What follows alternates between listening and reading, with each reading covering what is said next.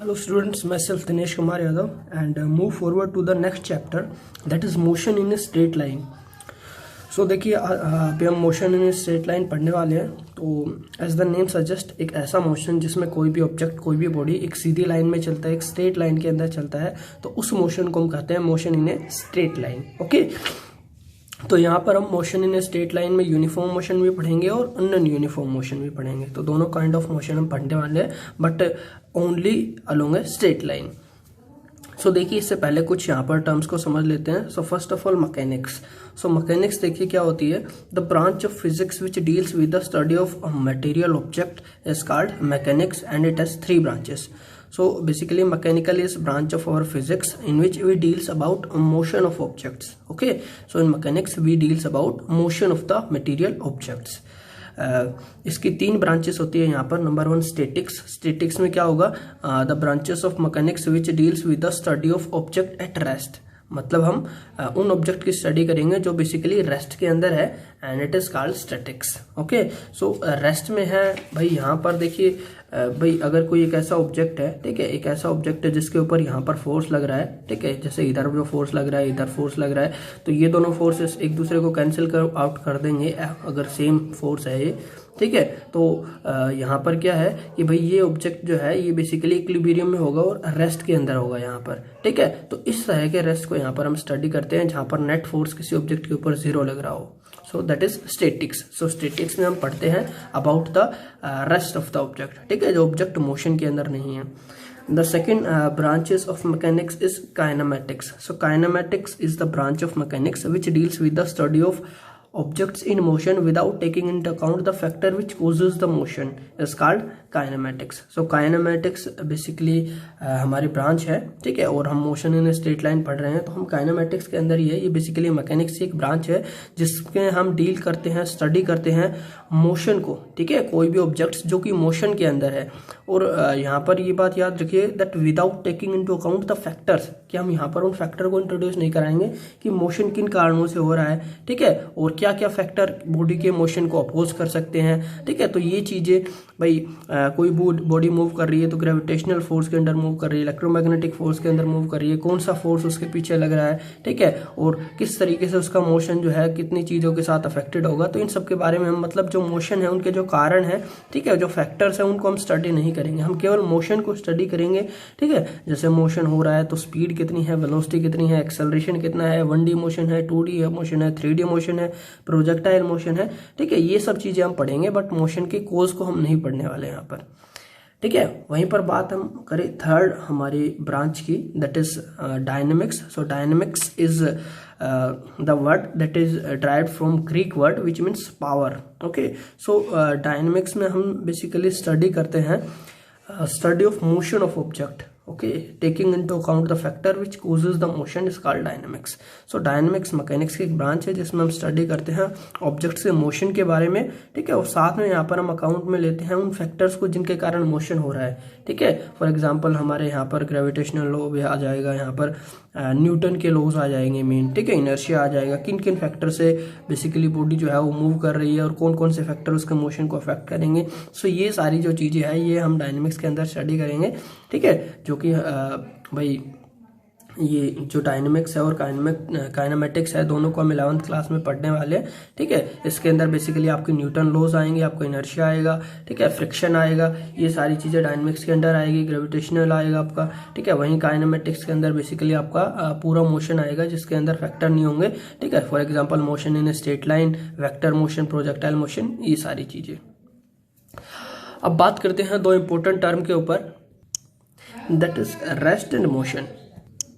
सो देखिए रेस्ट और मोशन जो है ये सुनने में काफ़ी सिंपल टर्म लगती है, ठीक है। तो हम बोल सकते हैं कि भाई जो रेस्ट है जो रुका हुआ है, मोशन है जो चल रहा है, बट इस तरह से नहीं। फिजिक्स में हम यहाँ पर चीज़ों को डिफाइन करते हैं, ठीक है। तो रेस्ट हम कैसे डिफाइन करते हैं, सो बेसिकली रेस्ट क्या होता है, देखिए an object is said to be in rest if it does not change its position with the time and surrounding, ठीक है।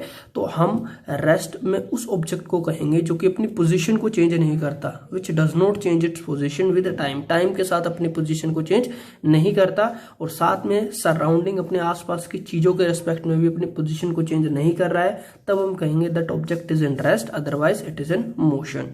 ठीक है। For example a book on A table, एक बुक है जो कि टेबल के ऊपर रखी हुई है। ठीक है। तो यहाँ पर क्या है कि भाई यहाँ पर आपने इस बुक को देखा तो बुक रेस्ट के अंदर है। आप 5 मिनट बाद इस बुक को देखोगे तब भी रेस्ट में मिलेगी, आप 1 घंटे बाद में देखोगे तब भी आपको यहीं रखी हुई मिलेगी, आप नेक्स्ट डे देखोगे तब भी आपको यहीं रखी मिलेगी। ठीक है। साथ में इसके आसपास की जो सराउंडिंग्स है, ठीक है, जैसे वॉल्स हो गई, पर्दे हो गए आपके रूम के, तो उनके रिस्पेक्ट में भी ये जो है अपनी पोजीशन को, अपनी डिस्टेंस को चेंज नहीं कर रही है। ठीक है। अपनी सराउंडिंग के रिस्पेक्ट में भी। तो हम क्या कहेंगे कि भाई ये जो ऑब्जेक्ट है ये किसके अंदर है, ये रेस्ट के अंदर है, ये रुका हुआ है। ठीक है। सो रेस्ट में क्या होगा, कोई भी ऑब्जेक्ट अगर अपनी सराउंडिंग के रिस्पेक्ट में और टाइम के रिस्पेक्ट में अपनी पोजीशन को चेंज नहीं करता है, तब हम कहते हैं that object is in rest. Okay. वहीं बात करें मोशन की, तो मोशन में क्या हो जाएगा, if an object is said to be in motion if it changes its position with respect to time and surrounding, for example a flying bird, कि कोई भी हमारा ऑब्जेक्ट है जो कि टाइम और सराउंडिंग के साथ अपनी पोजीशन को चेंज कर रहा है। ठीक है। सो फॉर एग्जांपल भाई यहाँ पर ये एक बिल्डिंग है। ठीक है। यहाँ पर ये कुछ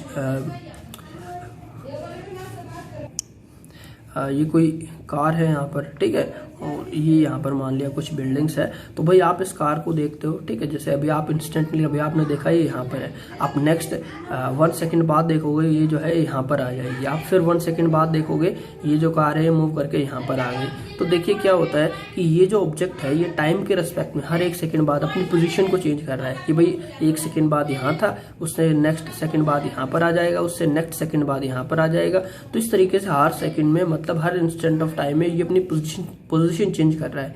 सो object is changing its position with respect to time, अपनी स्थिति को चेंज कर रहा है समय के अनुसार। ठीक है। और साथ में यहाँ पर ये सराउंडिंग के अनुसार भी। ठीक है। भाई अगर सराउंडिंग में देखें बिल्डिंग के रिस्पेक्ट में, ठीक है, तो ये बिल्डिंग जो है ये यहाँ पर है।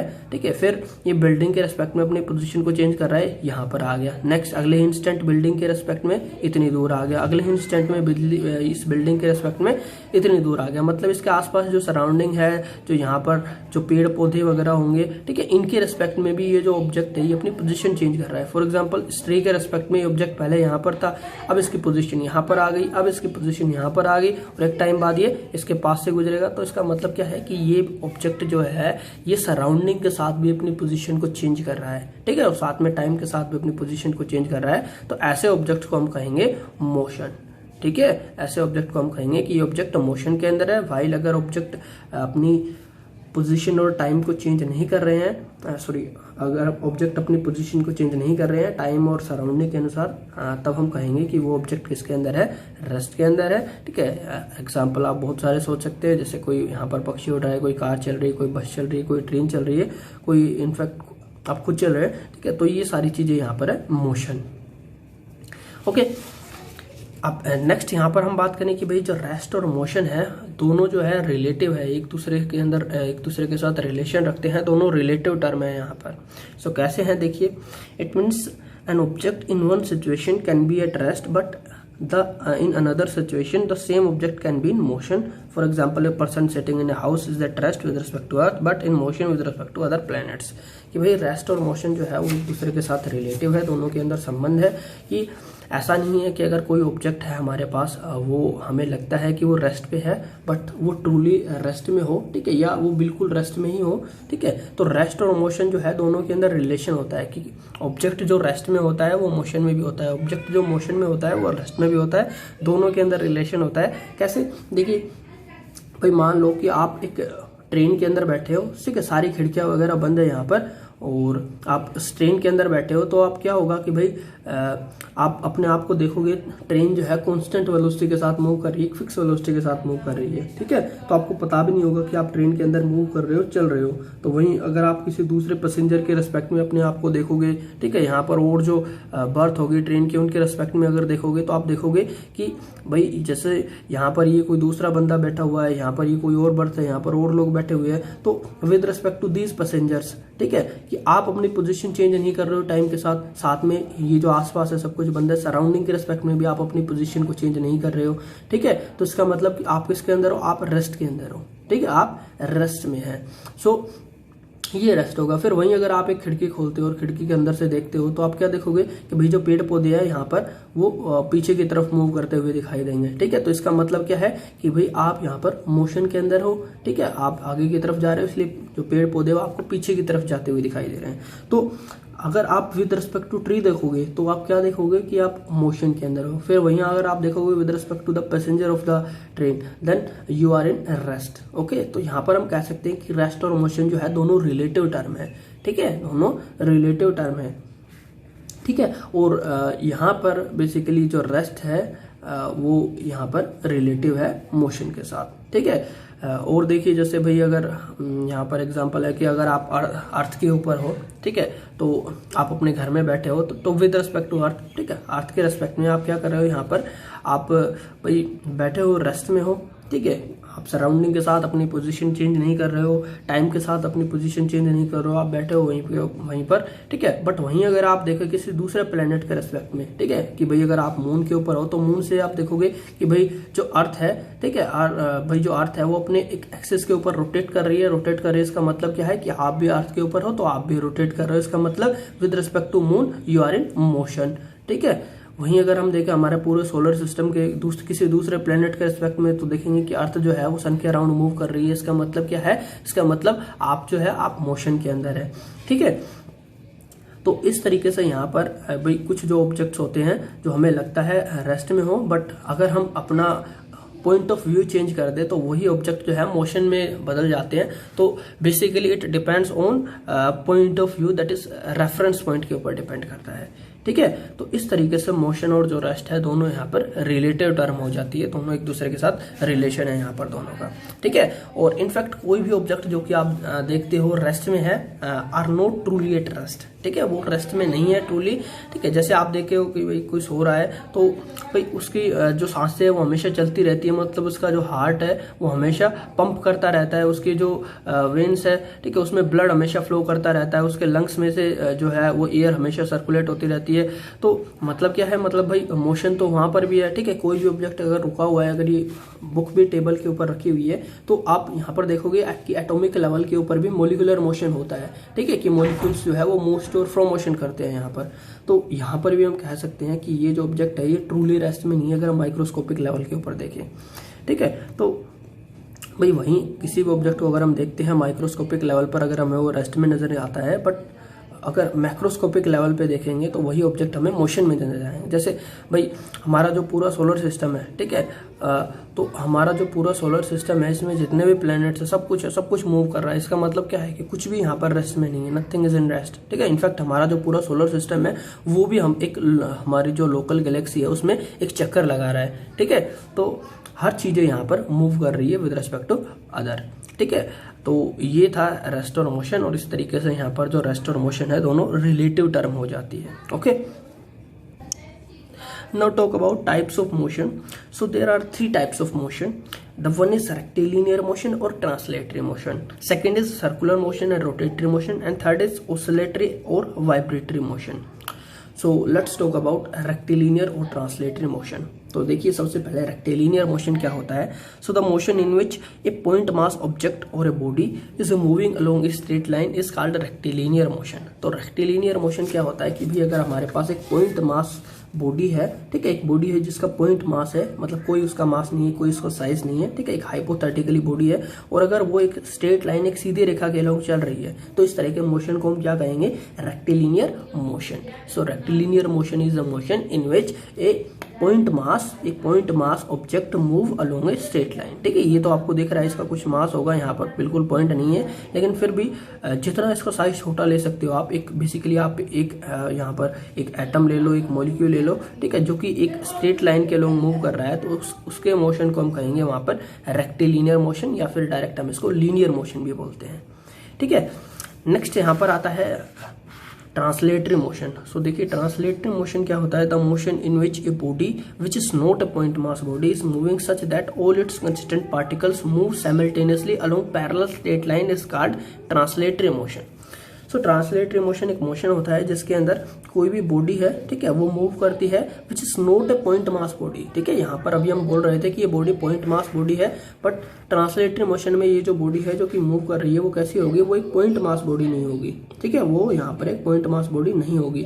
So suppose this is a body, ये पॉइंट मास बॉडी नहीं है, ठीक है, इज मूविंग, मूव कर रही है सच दैट, इस तरह से all its constituent particles move simultaneously along parallel straight line, कि इसके जितने भी पार्टिकल्स है, ठीक है, सपोज यहाँ पर ये इसके मैंने ये 4 पार्टिकल यहाँ पर मैंने कंसिडर किए इसके, ठीक है, जितने भी इसके पार्टिकल है सभी पार्टिकल मूव करेंगे अलोंग पैरेलल स्ट्रेट लाइन, कि भाई ये भी इधर मूव कर रहा है, ये पैरेलल इधर मूव कर रहा है, ये इधर मूव कर रहा है और ये भी इधर मूव कर रहा है। तो जितने भी यहाँ पर पार्टिकल्स इस बॉडी के, ये सारे पार्टिकल मूव कर रहे हैं, और कैसे मूव कर रहे हैं, पैरेलल मूव कर रहे हैं एक दूसरे के रेस्पेक्ट में, और स्ट्रेट लाइन के अंदर मूव कर रहे हैं, ठीक है। और जितने भी पार्टिकल्स है वो बेसिकली इक्वल पोजीशन को यहाँ पर इक्वल डिस्टेंस मूव करेंगे इक्वल एक गिवन टाइम के अंदर, ठीक है। सपोज 5 सेकंड के अंदर, तो सारे पार्टिकल जो है, अगर ये पार्टिकल जो है 5 मीटर का मोशन करेगा तो ये पार्टिकल भी 5 सेकंड के अंदर 5 मीटर का ही मोशन करेगा, ये पार्टिकल भी 5 मीटर का ही मोशन करेगा, ठीक है। तो इस तरह के मोशन को हम बोलते हैं यहाँ पर हम ट्रांसलेटरी मोशन। तो ट्रांसलेटरी मोशन में क्या होगा, सबसे पहले बॉडी हमारी पॉइंट मास बॉडी नहीं होगी, दूसरा उसमें जितने भी पार्टिकल्स होंगे सभी एक दूसरे के अलोंग पैरेलली मूव करेंगे, ठीक है, ऑल पार्टिकल्स मूव एक साथ मूव करेंगे simultaneously along parallel straight line, और जितने भी पार्टिकल्स है वो इक्वल डिस्टेंस कवर करेंगे किसी सेम टाइम के लिए, ठीक है। सपोज 5 सेकंड के लिए जितने भी पार्टिकल्स है वो 5 मीटर की डिस्टेंस कवर कर रहे हैं, तो सारे पार्टिकल ही 5 मीटर की डिस्टेंस कवर करेंगे 5 सेकंड के अंदर। और अगर ऐसा नहीं होगा तो आप समझ सकते हो कि भाई ये जो कुछ पार्टिकल यहाँ पर पीछे रह जाएंगे, कोई पार्टिकल आगे चला जाएगा, मतलब हमारी जो बॉडी है वो पूरी सॉलिड नहीं रह पाएगी। तो इसलिए ट्रांसलेटरी मोशन में सारे पार्टिकल जो है वो यहाँ पर हमारा यूनिफॉर्म मोशन करते हैं, ठीक है। सो ये यहाँ पर हो गया हमारा ट्रांसलेटरी मोशन, ठीक है। तो दोनों में फर्क नहीं है भाई, ट्रांसलेटरी सिर्फ रेक्टिलिनियर मोशन में केवल एक पॉइंट मास ऑब्जेक्ट मूव करेगा, वहीं ट्रांसलेटरी मोशन के अंदर एक बॉडी होगी जिसके अंदर सिस्टम ऑफ पॉइंट मासेस होंगे, ठीक है, बहुत सारे पॉइंट मासेस होंगे और सारे मूव करेंगे पैरेलल स्ट्रेट लाइंस के अंदर। तो ये हो गया हमारा लीनियर या फिर रेक्टिलिनियर मोशन, और ये हो गया हमारा translatory motion.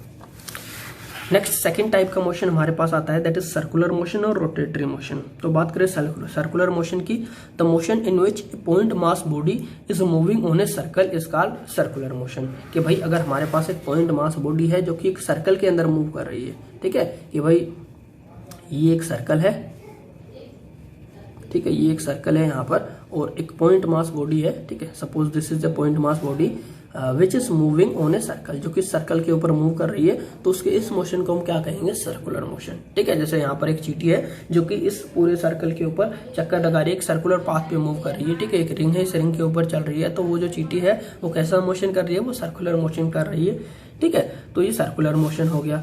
Next is rotatory motion. So rotatory motion is that motion in which a body which is not a point mass body is moving such that all its constituent particles move simultaneously along concentric circles whose center lies on the line of axis of the rotation and shift equal angle in a given time।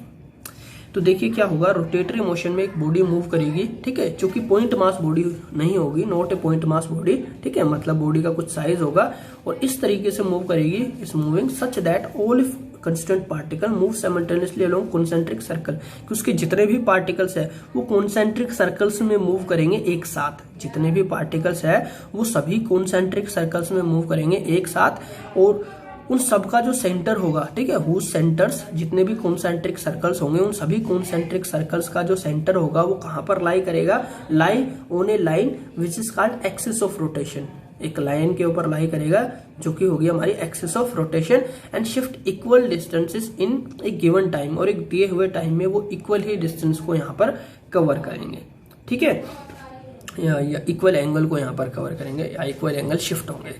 तो देखिए समझते हैं इसको।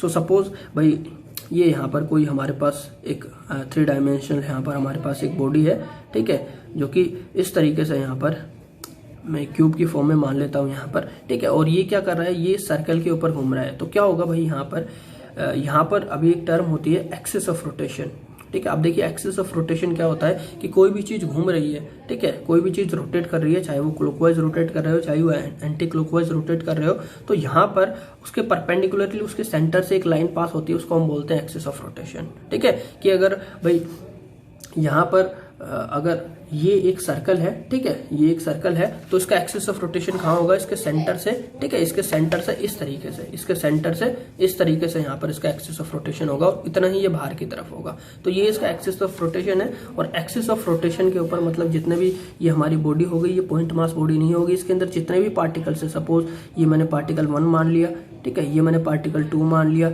ये मैंने particle 3 मान लिया, ठीक है, ये पार्टिकल 4 मान लिया, तो जितने भी पार्टिकल्स है वो यहाँ पर सर्कुलर मोशन करेंगे। ठीक है, अब ये पार्टिकल भी सर्कुलर मोशन करेगा, ये भी सर्कुलर मोशन करेगा, ठीक है, ये भी सर्कुलर मोशन करेगा, तो सारे पार्टिकल यहाँ पर सर्कुलर मोशन करेंगे। लेकिन सबका जो मोशन होगा, सबके जो सेंटर्स होंगे वो कैसे होंगे, कॉन्सेंट्रिकल सर्कल्स, कॉन्सेंट्रिक सर्कल्स की फॉर्म में मोशन करेंगे। मतलब सबका सेंटर सेम ही होगा, यही सेंटर होगा। ठीक है, सब पार्टिकल्स का यहाँ पर सेंटर यही होगा। और इस सेंटर, जो सेंटर है ये हमारा, ये कहाँ पर होगा, ये बेसिकली एक्सिस ऑफ रोटेशन के ऊपर होगा, कि ये हमारा एक्सिस ऑफ रोटेशन है। ठीक है, तो ये बेसिकली एक परपेंडिकुलर लाइन है जो कि इसके आर पार ऐसे पास हो रही है। ठीक है, तो ये हो गया यहाँ पर इसका एक्सिस ऑफ रोटेशन। ठीक है, इस तरीके से यहाँ पर होगा बिल्कुल परपेंडिकुलर, तो हम इसको 2 डायमेंशनली बना नहीं सकते। ठीक है, तो जितने भी पार्टिकल्स है, हर पार्टिकल का जो सेंटर है वो उस लाइन के ऊपर ही मिलेगा। ठीक है, तो बेसिकली सारे जो है कॉन्सेंट्रिक सर्कल्स यहाँ पर होंगे। ठीक है, सो इस तरह के मोशन को हम बोलते हैं रोटेटरी मोशन, जिसके अंदर एक बॉडी है, उसमें जितने भी पार्टिकल्स है वो सारे कॉन्सेंट्रिकल सर्कल्स में मोशन करे, और सारे पार्टिकल्स जो है वो यहाँ पर इक्वल एंगल को कवर करते हैं किसी सेम टाइम में। ठीक है, कि भाई ऐसा नहीं है कि ये पार्टिकल यहाँ पर 1 सेकंड के अंदर 20 डिग्री का एंगल बना रहा है, फिर ये पार्टिकल यहाँ पर 1 सेकंड में 30 डिग्री का एंगल बना रहा है, तो ऐसा नहीं होगा। सबका जो एंगल होगा, ठीक है, किसी फिक्स टाइम के अंदर सेम एंगल को यहाँ पर कवर करेंगे। अदरवाइज क्या होगा कि कुछ पार्टिकल पीछे रह जाएंगे, कुछ पार्टिकल आगे चले जाएंगे, और जो बॉडी है वो सॉलिड फॉर्म में नहीं रह पाएगी। तो इस तरह के मोशन को हम बोलते हैं बेसिकली रोटेटरी मोशन। ठीक है, सो रोटेटरी मोशन और सर्कुलर मोशन में फर्क क्या है। रोटेटरी मोशन में केवल एक पॉइंट मास ऑब्जेक्ट मूव करेगा एक सर्कल के ऊपर, वहीं जो हमारा रोटेटरी मोशन है, रोटेटरी मोशन के अंदर एक पूरी बॉडी मूव करेगी on a circle. Okay, the last one is oscillatory motion और वाइब्रेटरी मोशन। सो देखिए ऑक्सिलेटरी मोशन क्या होता है। सो a motion in which a body moves to and fro repeatedly about a fixed point is in a given time is called oscillatory motion. So oscillatory motion में क्या होगा कि अगर हमारे पास कोई बॉडी है, ठीक है, जो कि बेसिकली मूव्स टू और फ्रो का मोशन कर रही है अबाउट ए फिक्स पॉइंट, एक फिक्स पॉइंट पे, तो हम उसको क्या कहेंगे, हम उसको कहेंगे यहाँ पर that it is a oscillatory motion. So ये भाई यहाँ पर एक बॉडी है, ठीक है, जो कि मूव कर रही है। पहले मान लो ये एक फिक्स पॉइंट है, ठीक है, इस फिक्स पॉइंट से पहले वो इधर आगे जाती है, फिर वो इधर आती है, ठीक है, तो फिर इधर जाएगी, फिर इधर आएगी, फिर इधर जाएगी, फिर इधर जाएगी। मतलब ये किस तरह का मोशन कर रही है, ये यहाँ पर ऑसिलेटरी मोशन कर रही है। This is an oscillatory motion. ठीक है, जैसे यहाँ पर एक झूला हो गया, एक स्विंग हो गया, जो कि किस तरह का मोशन करता है, यहाँ पर वो एक बार आगे की तरफ जाता है, फिर वो पीछे की तरफ, फिर आगे की तरफ, फिर पीछे की तरफ। या एक पेंडुलम से आप समझ सकते हो एक पेंडुलम किस तरह का मोशन करता है। एक पेंडुलम यहाँ पर ऑक्सिलेटरी मोशन करता है, कभी वो एक बार आगे जाता है, फिर पीछे जाता है।